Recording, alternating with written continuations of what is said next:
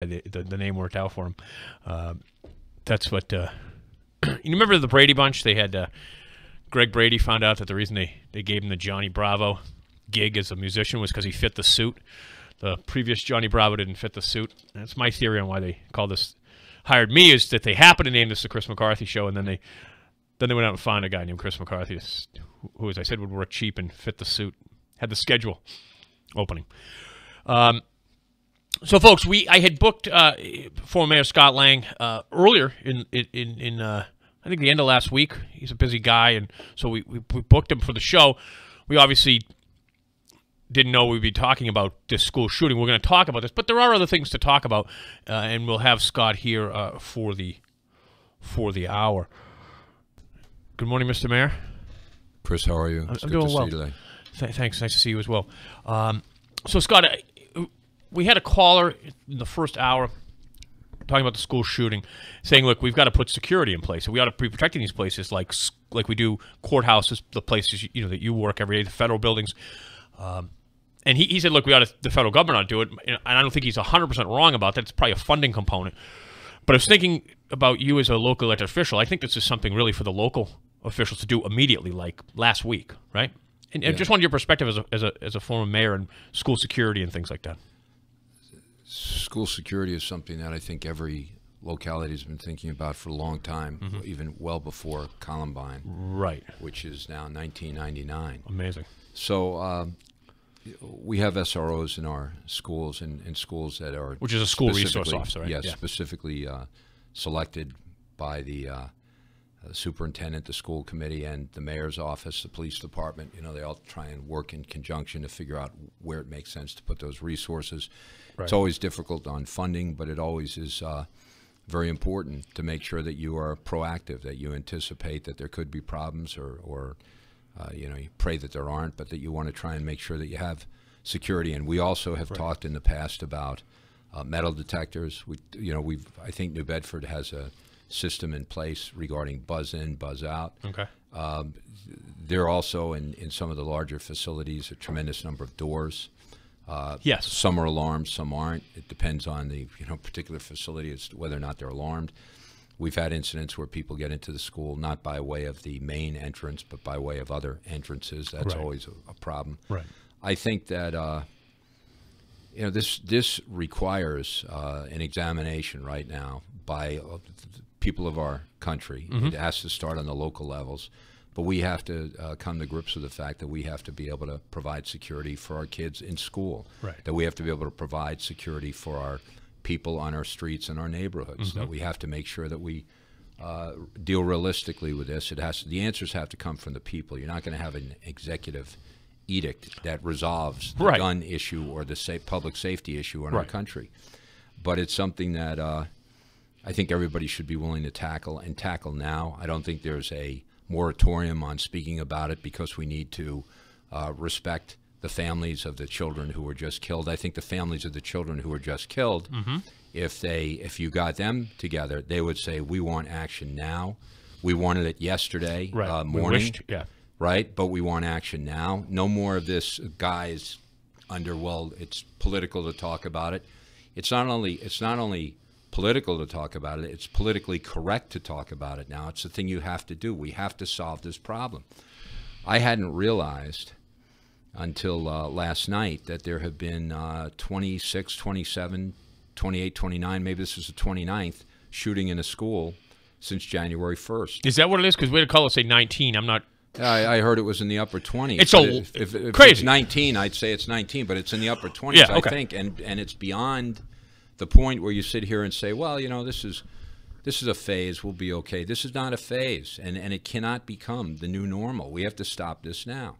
So there are a lot of ways to attack this issue. One is certainly enhanced security. That's something that we need to do. Don't you think that today, if they're not already doing it, it's really a local issue, though. It's a lot of issues, but today it's the chief of police in any community can solve this problem, provided his community backs him up. Right. So let's talk about that, though, because is it a federal issue? It's a federal issue on some levels with gun laws, with background checks, with mental illness. you know, indicators as far as making sure they're filtered into a background check. Right.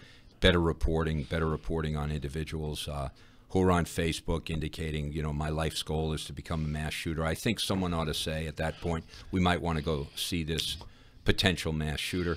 And by the way, I'm mad as hell on this, and I've been mad as hell on this for a long time. But I've reached a point now where I'm not going. Enough's enough. I'm not going to take it anymore. You know, whatever you want to do. Any time you've ever thought of the song, I Won't Back Down, and you say, gee, that's about whether or not we get married next week. No, that's about whether or not we stop the killing in our schools and streets now. The American people have to stand up and say, we're not doing this anymore. So what I was about to say, though, is that it is a federal issue in this way. I'm going to write a check on April 15th. All right? We're all going to write checks. We've already had it taken out of our pay, or written checks. Not that money is our money. That money, the priority for our money that goes to the federal government now has to be local issues. It has to. You're only as good as your local component. You're only as good as your weakest link. That money has to come back to the localities to provide security for our kids. And the idea that, well, we don't have the money for an extra SRO or to put in some sort of appropriate metal detector system is not valid. We have more money. We have money. We're burning barrels of money in the federal government every day. Plus, we could just borrow it. I mean, it is not. You're 100% right about it. It's not. We could just borrow it.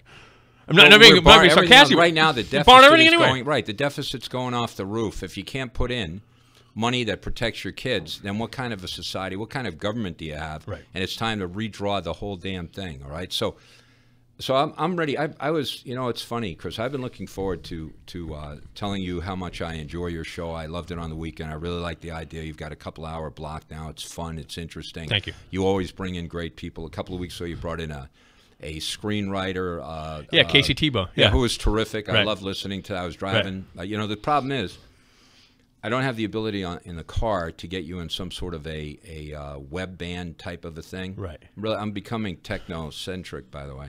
So I didn't. So I lose you somewhere around Freetown. But I love that interview. I think that every day it's an eclectic show. I really encourage you to keep going in that direction. Thank you. And the topics are always interesting. They're not going to be as heavy as today's, I'm sure, most days. Hopefully not. So I'm ready to come and talk about anything, but I do want to talk about guns because, again, this idea there were people say, well, this is not the gun, it's the person. Actually, it's the person with this type of a gun. And we need to start talking about this type of a gun. And, which is what type of gun?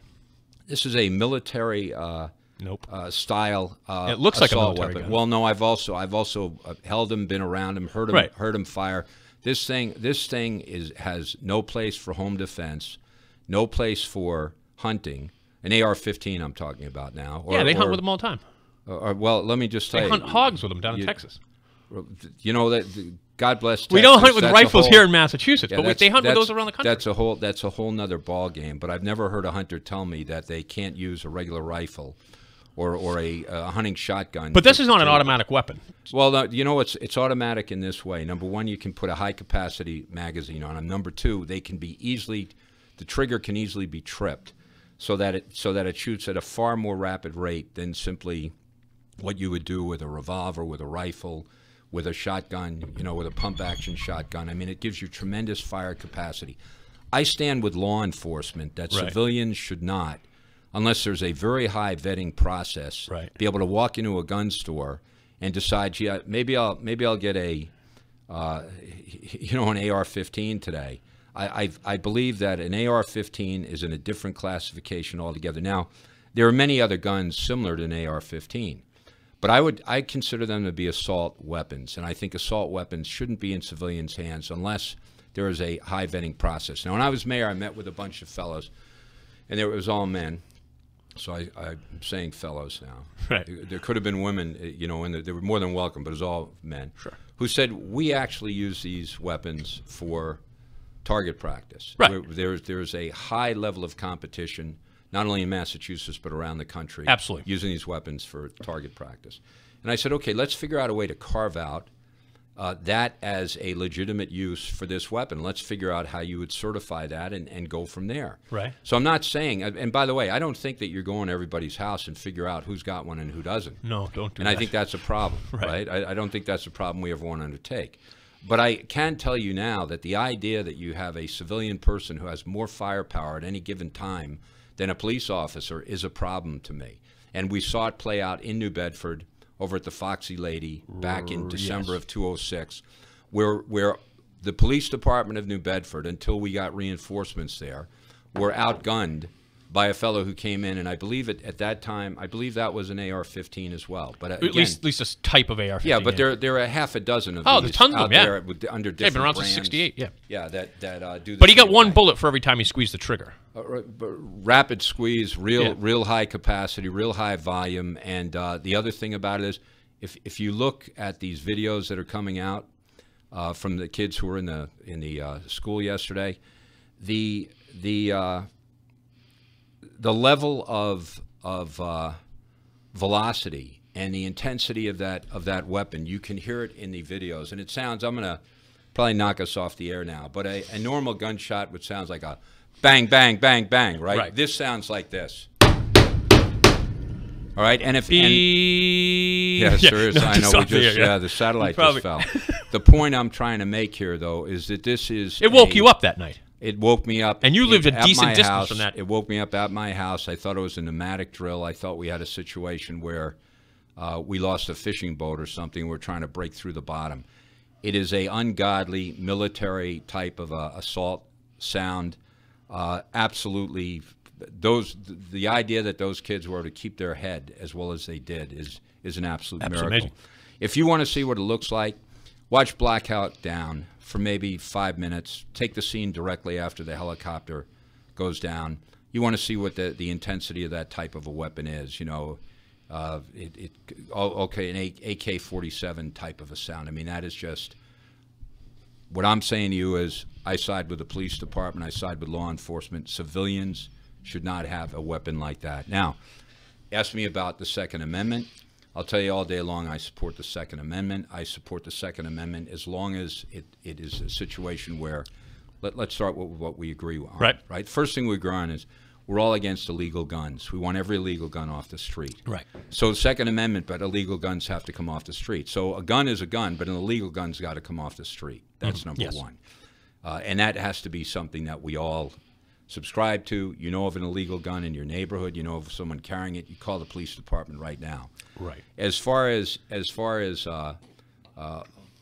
defensive weapons, you know, let's talk about defensive weapons. Let's talk about it in a realistic type of format. So in other words, if you say, well, I think I need a machine gun as a defensive weapon, I think probably not. And you can't get one anyway, so. Well, you can't, but you can get a license. You can get federal a license. You get a federal, which is a higher license, right? But I think there's like 3,000 in the country. But what I'm saying is that if someone can come to me and say, I need a machine gun, then let's figure it out. If you need an AR-15, let's figure it out. But by and large, it seems to me that the great majority of American people don't think that you need an AR-15. Yeah. So let's figure out, let's all come together and find common ground regarding the Second Amendment. Let's bring the NRA in. Yes. When I was a kid, I went to a camp and we learned how to shoot. Yeah. And I ended up getting a marksman badge, you know, as a kid. Yeah. And I also became an automatic member of the NRA. The NRA at that time was gun safety. Still is. The NRA at that time, well, still may be. That's Eddie the Eagle. If it's a pie chart, though, that gun safety is a small slice of the pie right now. So the NRA sits there and they say, okay, we want to protect gun owners' rights. I want to protect gun owners' rights. Let's sit down and figure out what we define as gun owners' rights and what we define as appropriate weapons. Mm-hmm. If you say I need a cannon, I would say, you know what? Why did we then close Chamberlain Manufacturing? Because we were making more artillery shells than anybody in the country. So this has also got an economic development component. Right, but I was told at the time, I represented the union, that we can't sell our artillery shells to anybody other than the U.S. government or an ally that the U.S. government permits, right? Right. So the point is that you can't have a cannon. You can't get an F-16. You can't get, you can't get a modern-day weapon. The idea that a kid had a smoke grenade, I'm still trying to figure out. Did he? Why? Yeah, that's allegedly. Okay. Why would a kid Why would we sell smoke grenades? Who would need a smoke grenade? What are we doing? Right. It's like when someone gets up and says, I'd like to talk about silencers. Right. I say, well, you can talk about them all you want, but why in God's name would anyone want a silencer or need a silencer? Do you know what's interesting? I was looking at, and we're going to take a quick break. When we come back, we'll have more of Scott Lang. By the way, you can see this. It's streaming on our YouTube site. So if you go to WBSM.com, then you go to YouTube, then go to the WBSM channel. You can see us live as well. Norway allows civilian ownership of silencers. Isn't that weird? Norway's also winning speed skating right now. I love the Olympics. We'll be right back, folks.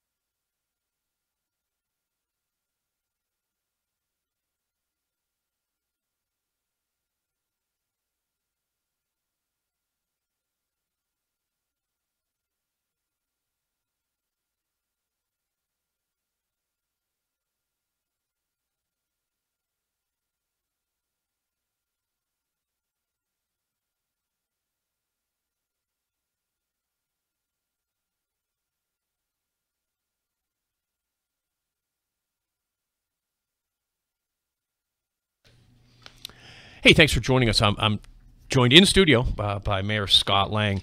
Hey, just want to point out to you, folks, that the Masters of Illusion is a Zeitarian theater as seen on CW Television Network, Grand Illusions, Levitation, everything from the unimaginable to the impossible. Now, it's the #1 touring magic show in the world. It brings an unforgettable evening for the whole family to the Zeitarian Theater in New Bedford on Thursday, February 15th at 8 p.m. So that's tonight. Now, you can win a family... Well, you can't anymore because the show's over. But you can go get tickets at Zeitarian.org. So we gave away the last packet of tickets, I guess, this morning on Phil's show, but you can still get tickets, I believe, at the Zeitarian.org. Check it out. It's worth seeing. Great stuff they do at the Zeitarian. Absolutely, yeah. I love the Zeitarian. Hey, before we transition off of this, Scott, to other things for the reasons I had you actually invited you in the studio, on the Second Amendment, I mean, but it's not gun confiscation, right? No, actually, you know what? If you have a gun, if you lawfully own a gun, you have every right to have one. If you lawfully own a gun and or someone in your family does, and you believe they're starting to develop a mental illness, then you need to seek out the police department, let them know in a hurry, because you can't have guns in a household with mental illness. Right. And in reality, if you see someone that has a mental illness, you need to help them any way you can and get them to health, whether they have a gun or not. But you need to help them. But what it comes down to is that lawful gun owners, I'm all for. There are certain guns that I don't believe at this point are appropriate for civilians in society. And let's get all the gun owners together and figure out which ones they are. It seems to me that these, again, I'll call them military style. I understand, you know, you buy it straight stock.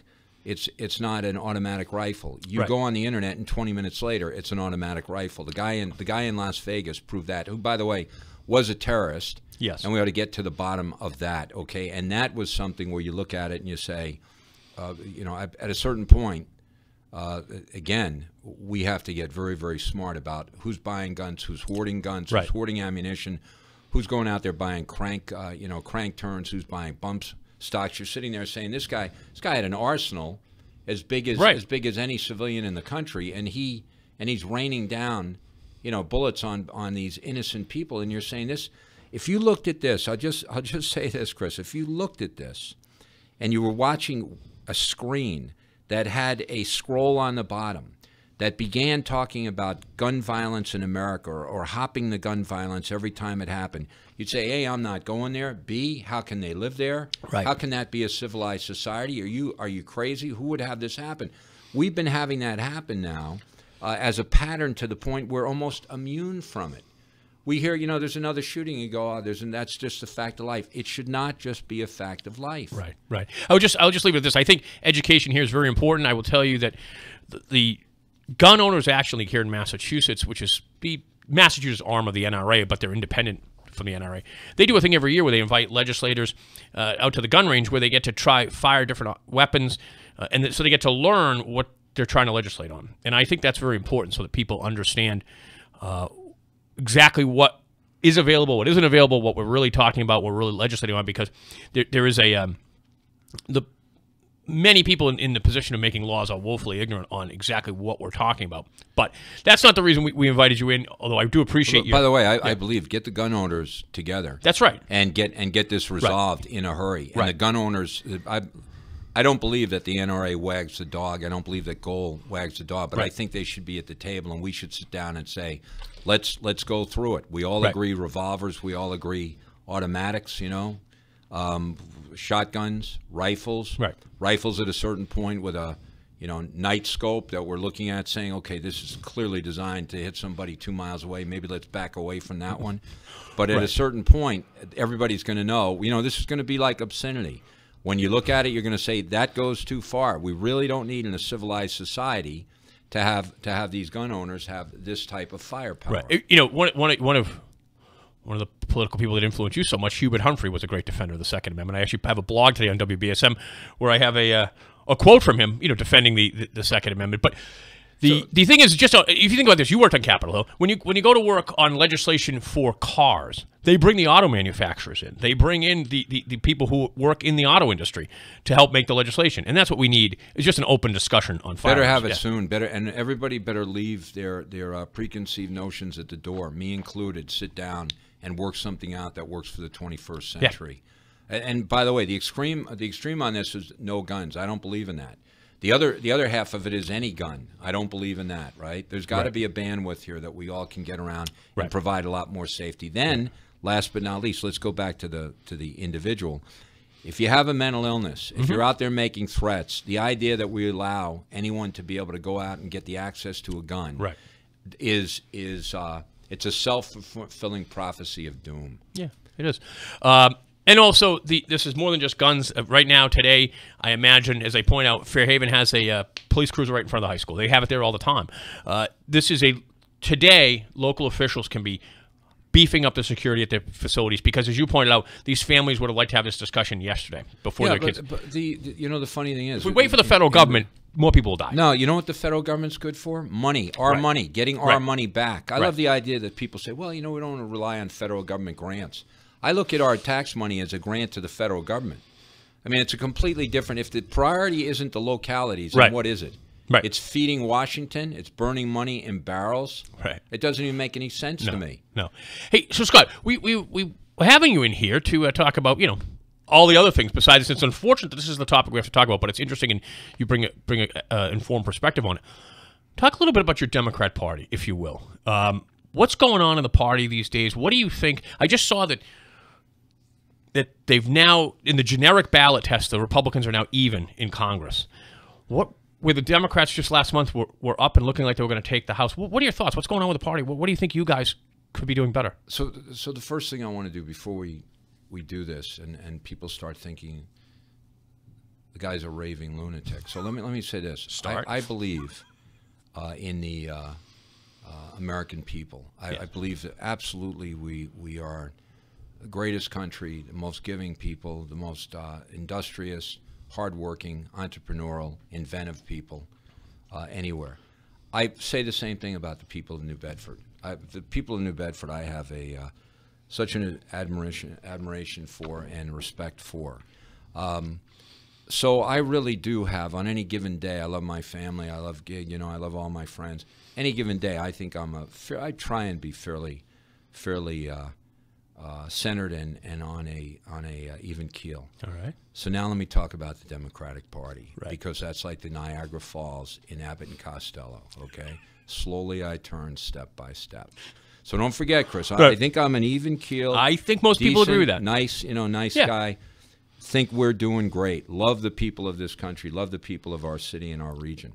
The Democratic Party has let them all down. The Democratic Party continues to lead them down. The first thing I do with the Democrat, let me just from the standpoint of musical chairs, Nancy Pelosi has to go. Nancy Pelosi may have been one of the greatest legislators of all time. I don't know, but she may have been. All right. Nancy Pelosi was the first Speaker of the House who was a woman. Right. That's something very that no important. one will ever take away, and very important. Right. Nancy Pelosi has served her district well, her San Francisco district well. Nancy Pelosi should not be the minority leader in the House and shouldn't be the spokesman for the Democratic Party. Mm-hmm. She does not represent me. She doesn't represent centrist Democrats. She doesn't represent, quite honestly, either the left or right within the Democratic Party. So Nancy Pelosi's got to go. Chuck Schumer, I think, is a fine senator. And Chuck Schumer on fishing issues is pretty damn good. I think Chuck Schumer is a decent guy. All right. Chuck Schumer should not be the spokesman for the Democratic Party. Now, they've elected a minority leader. That's up to them, but I don't think that he, quite honestly, should be the face of the Senate either. Okay. They both represent old periods of time within problem solving within the Democratic Party, solutions that no longer fit, and, quite honestly, doctrinaire that I don't believe the American people believe is appropriate for the 21st century. So we need new leadership, number one. Tom Perez, who I had great hope for, who was the labor secretary under Obama, I feel is absolutely not fit to be the DNC chair. The reason for that is pretty simple. Now, DNC is Democratic National Committee. Right, of which you have a long relationship with. A long relationship, worked there. I mean, I believe since in the DNC. 70s, right? Yeah, since I started going over to Watergate in May of '72. Not at night. Humphrey. No, not at night, though. No, not at night. No, not at night.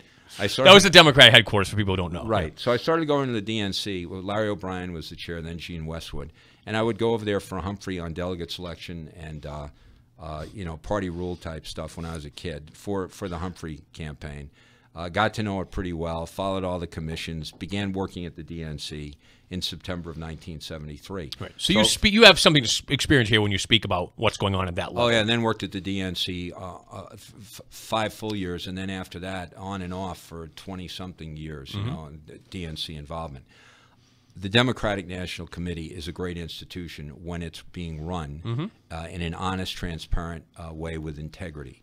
When it's not, it's just another one of these deals where people are using it. It basically becomes Democratic Party Inc. Right. And is used as a watering hole for every person who figures they can make some money off of everybody else's contribution, right? And so Perez, you thought you had great hopes for him? So I had great hopes. Thanks for bringing me back on that, Chris. I may have you come with me for all my discussions, right? I think I need a narrator, a moderator to stay on point here. I had great hopes for the next DNC chair, whether it was Perez or whoever it might be. When Perez got elected, I said, let's rally around him, see how it goes. When I found out that within a very short period of time, Tom Perez knew or should have known that the DNC, everything that I had, alleged, was 100% true, that it was a Clinton adjunct of the campaign, that it was completely bought and sold, that Bernie Sanders had never had a shot, that the entire delegate selection process was rigged against him, that the money was rigged against him, that the debates certainly were rigged against him. When Perez went in and saw that, if he didn't already know, he should have had full disclosure, should have had a press conference and full disclosure. Now, if but for Donna Brazile, who should not now be brought on TV shows as if she represents anybody other than herself. Right. You know, I mean, other than it's amazing, herself, right? Right. Yeah. She's hawking a book. Yeah. The idea that she's on and they say, well, this is a great party leader. Donna Brazile is not a great party leader. Donna Brazile wrote a book that came out this fall that said everything was on the fix, and then said things like, and I was going to pick Biden and Cory Booker as the next nominee. That's not how it works. If for some reason you lost your nominee and vice presidential nominee, the DNC would have to meet again. There would have to be basically a mini convention, and you'd pick new people. The DNC chair would be a footnote in that, quite honestly, more than anything else. Just as the DNC chair was a footnote when McGovern had to replace Eagleton. Right. And we had to have a mini convention to replace Eagleton, and Shriver, right? Shriver, took the spot after, by the way, exclusive breaking on the Chris McCarthy show. McGovern met with Humphrey at length to try and convince Humphrey to run as VP on that ticket. Yeah. At the old Shoreham Hotel. Oh, that's really interesting. Yeah, and Humphrey at the last minute said, I can't do it, right? Now, the reason I can break that is because I was there. You were there. Fantastic. Yeah, one of 3 people in the room, and I was a kid basically who was. It would have been really young. There. I was at that time, level? 1972. I was for that level, 9 years old. Yeah. so the answer to this though is simply as follows: that the Democratic National Committee and the Democratic Party nationally has had a series of wins lately that they've ridden on the back of local candidates and local activists. Right. The DNC is not. It's not because the DNC has a strategy or pumped money in or has done anything correctly. The DNC bet on 2 congressional races back last spring. Mm-hmm. And the one that they bet the heaviest on lost by 20 points, whatever it was. The boy in Georgia who didn't even live in the district. Right. And the one that they bet, a few dollars on came within a point or two. The DNC doesn't have a strategy. The DNC doesn't have money. The DNC doesn't have. They're broke, right? As I read, broke. Yeah, sadly. And the DNC also has no vision as to where this is going. So here's what I'd say on the party. Okay. As far as the DNC goes, we need a new chair. We need someone that people can rally around and trust. If Perez didn't level with the Democratic Party last spring when he took office, and it took Donna Brazile to disclose what was going on in the DNC in her book, when we had a DNC chair who was acting like it's business as usual and was putting together a unity committee, okay, knowing what he knew is just not appropriate. Right. Because you're never going to get unity if you don't have full disclosure, if you don't have transparency, number one. Right. Number 2, the DNC should call for a midterm conference. A midterm conference for this summer. I don't care where you hold it. You can hold it at O'Hare. Have everybody fly in. Have people elected from the state. State parties do a good job at that. Okay. Have everybody come in, adopt a platform that's a common sense platform that appeals to Americans and what they really care about. So, for instance, I would say one of the things you'd want to discuss at your midterm conference and take it on is this whole issue of the Second Amendment and the practical application of how an American owns a gun, right? That's important. And level with the American people. Do the work ahead of time. Right. Try and come up with something that actually people look at and say, that's a consensus. Right. That makes some sense. Now, it's not people knocking on doors, taking everybody's gun. Right. Okay, which is what some people will say. Right. And it's also not, hey, just let's get more guns so people can shoot, the guy who's about to cause harm. We don't want to trade bullets in the street. Yeah, that is not the best way to do this. That's why you have law enforcement. Right. If vigilante society is not going to work. Plus, we're going to take a very quick break. We're talking with Scott Lang, and I'll finish the rest. Yeah, that's what's called a teaser. When we get back, you're going to hear more from Scott. And folks, as you can understand, this is part of our commitment here at WBSM to bring on more than just Republican conservative views here on the radio. So I hope you appreciate that. Before we take a quick break, let me just remind you that WBSM has your chance to save big on tasty treats at the Donut Factory in New Bedford this Friday morning. At seizethedeal.com, that's tomorrow morning, you can grab a $10 gift card to the Donut Factory and get one free. So you buy one for $10, you need an additional one for free. That's twice the donuts. I mean, if one donut's great, how can 2 not be better? Get yours before they sell out this Friday morning at 9 a.m. at seizethedeal.com. We'll be right back with Scott Lang. Oh, by the way, you can see us live on YouTube right now.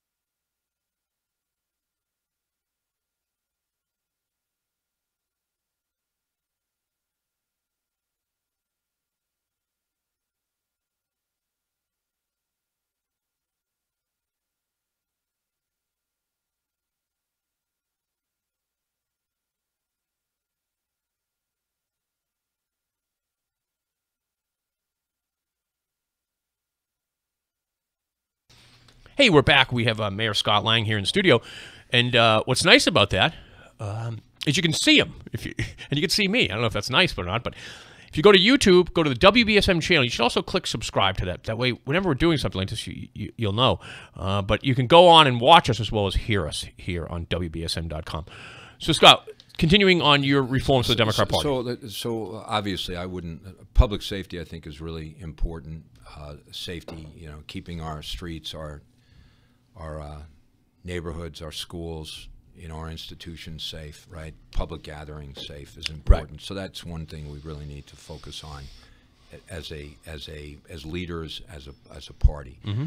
The other thing, obviously, the economy. The economy, not only short term but long term. Right. The deficit spending. Right now, as soon as you hear about the ugly specter of inflation, it makes you very nervous if you live through the 1976 to 1980 period. Right. Inflation. People had 12% mortgage. 75. Higher than mortgage, that, right? Yeah, mortgage rates went up as high as 18%. Credit cards were at 20, 25 all the time. Right. I mean, this you were knocking out inflation at 6, 8, 10, 12% a year. Very scary. We need to talk about the economics of the country, where it's going. You also need to talk about 21st century solutions to education, to jobs, to job training. Every school should be a school that gives you great academics, but also vocational training. Perhaps we should be expanding into junior colleges. I mean, there's so many things that the Democratic Party should be talking about based on what people on the street at their kitchen table are talking about, right, rather than getting boxed in and talking about niche type of politics. I mean, the dreamer issue is very important, but overall immigration is the issue. Right.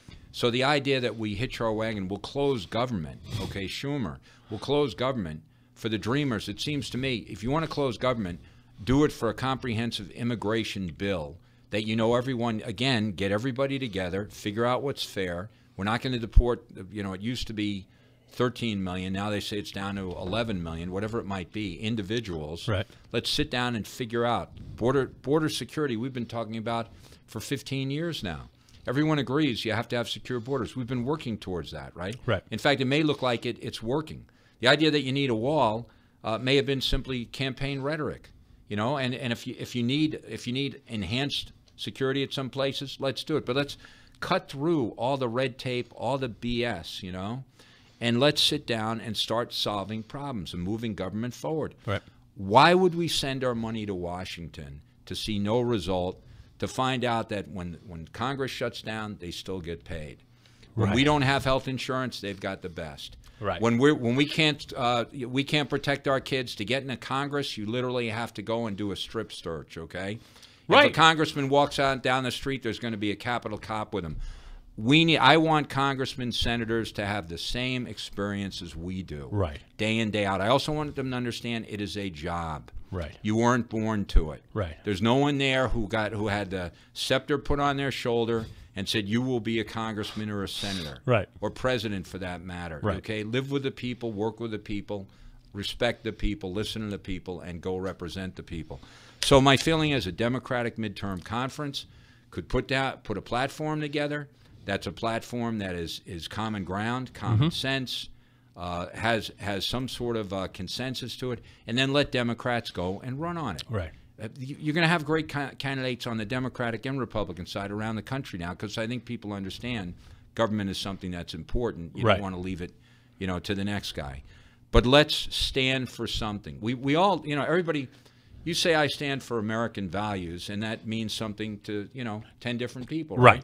I stand for family values. It means 10 different people. I stand for family values, but I'm not upset about X, Y, or Z, or I am upset about X, Y, or Z. Mm-hmm. Let's boil it down and say, here's where we stand. This is what we think.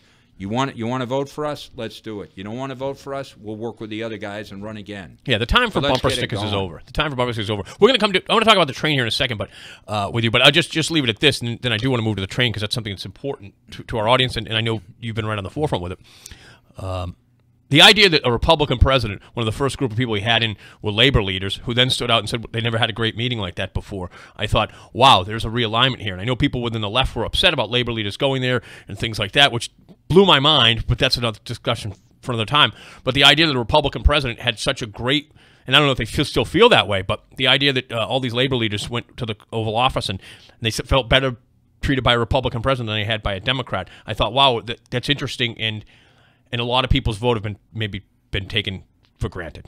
Democratic Party lost its way. It better get back on the right path. Right, Otherwise, the Democratic Party is not going to be given another chance. Right. So, Scott, you've been working on the train since as long as the train issue has been revitalized or brought back to life. We're seeing more progress. We've seen progress before. Do you believe it? Yeah, I think we're going to have the train. All right. I think we'll have the train within a short time frame, Chris. But I actually think you could have the train within a year or two. Really? If we got it rolling. I don't believe we should be spending money on the Stoughton route. I think the Stoughton route's never going to be built. I think that's a refreshing perspective because it's so true. It's never going to be built. No, it's never going to be built. Right. I mean, never. I'm saying now. Right. It's like, why would I be out practicing dunking a basketball when it's never going to happen and it's wasting my time? I was going to say after the show, I want to go out and dunk some basketball. That's just because you're cruel and people don't realize that. Well, we're going to do it on the 8-footer, right? Well, but that's right. The thing is this. Stoughton will never be built. We've spent a lot of time and money on it. Let's use that money to enhance a train system throughout southeastern Mass and throughout Massachusetts. There's no reason you should have train service from Pittsfield to Boston, from Springfield up to Greenfield, from Springfield down into Hartford, which means New York City, right, from Pittsfield over to Albany. I do believe we should combine North Station and South Station, which means then you could continuously go right up to the border. Right. In Maine. Absolutely, yeah. I think let's talk about a train system. Let's not waste money on an illusion. This is an illusion. It's been an illusion for 30 years. You're not going to go through the swamp. People say it's the preferred route. It was the preferred route because they said they'd electrify it and build a trestle that goes through the whole swamp. Right. Which, again, the Army Corps said, hey, that's great. They're never doing that anyway. Which we know we're never doing because you wouldn't vote to spend that kind of money to do it. Right. Use existing track, existing trail, get it rolling, and then improve it. Worcester started with 2 trains a day. Worcester's now up over 20 trains. A couple are express trains, and you go like hell. The idea that we have, again, bring people together to solve problems. That's what the government should do, and bring people together on the local level to tell them what we need solved. Right. And the train's a perfect example. Get it rolling, get moving. The train will provide some great things for our region. But you do believe it's real this time. I know. Which is important, right? Because you know how people feel. I mean, I know it's real. I've been in every meeting, since I first got elected.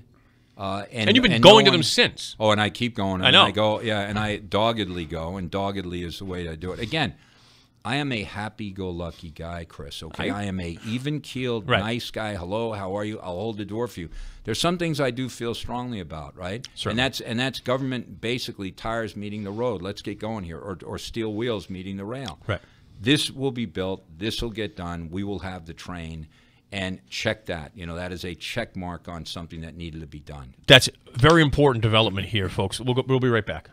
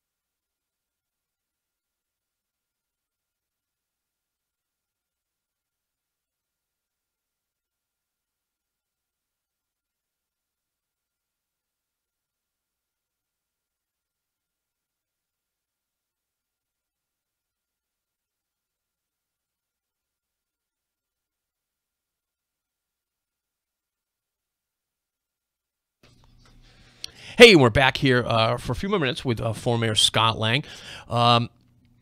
So, Scott, we're just finishing up on the train, and that's an important issue, and I appreciate your thoughts on this, but talk to this healthcare.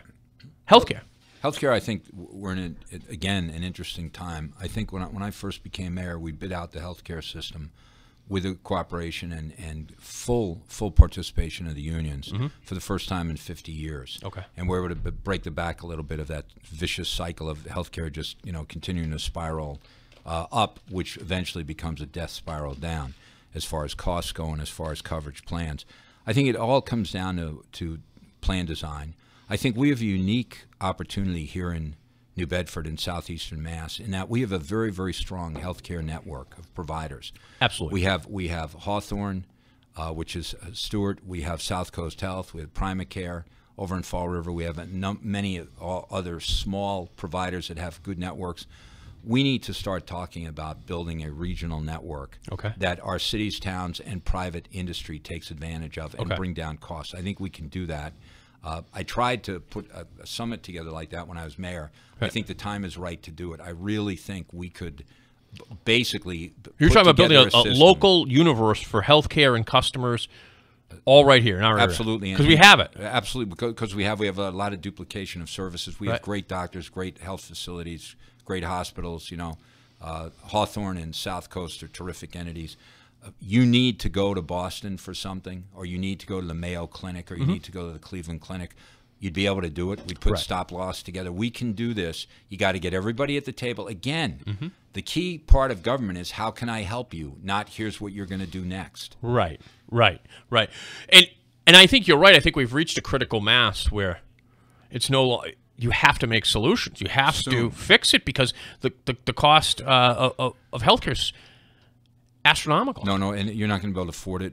Healthcare, pensions, whatever it is, private, IRAs, whatever it might be. We have to begin to think in 21st century terms. So, folks, before I finish up here with Scott, just want to remind you, tomorrow I'll actually have current Mayor Mitchell in for a discussion. We normally have him on with Barry, but I think it's good for my audience to get some time with us too as well. Please give him my regards. I will. We're not going to do phone calls right now, folks, because sometimes I want to ask the questions. So. And then also we're going to have John Holland in, former selectman from Fairhaven, just to talk about local issues. And I think he has an interesting perspective because he's out of government. Now, he's been out for a little while, and he's in the private sector. And sometimes it's nice to come back and look. Give John my regards as well. I will. So Mayor Lang, you are a happy-go-lucky guy. To this, I can testify. Thank you. Yeah. So what are you doing now that you're out of office? Well, I mean, I'm happy to have my private life back again. I go to my law office every day. I practice law. I still work with many groups around the city and the state on public policy issues and speaking, but I love practicing law, and I'm looking forward one day to hopefully getting back in the public arena. But right now I'm really happy to have, get home and say hi to the family and have some time to think. Right. Well, that's excellent. You're still right there in downtown. Oh yeah, no, 115 Orchard Street, and anyone needs help or has a question, give me a call. I'm happy to listen. Excellent. Well, folks, before we go, I just want to remind you, Barry's coming up next as always. He's ready, and he's wearing his very patriotic, although quite frankly, it used to be illegal to wear a shirt like that. They call you a long hair hippie wearing a shirt like that, but now it's a patriotic shirt. Folks, stick around. Barry's coming. He is an old hippie. Barry's coming up. Thanks. We'll see you tomorrow.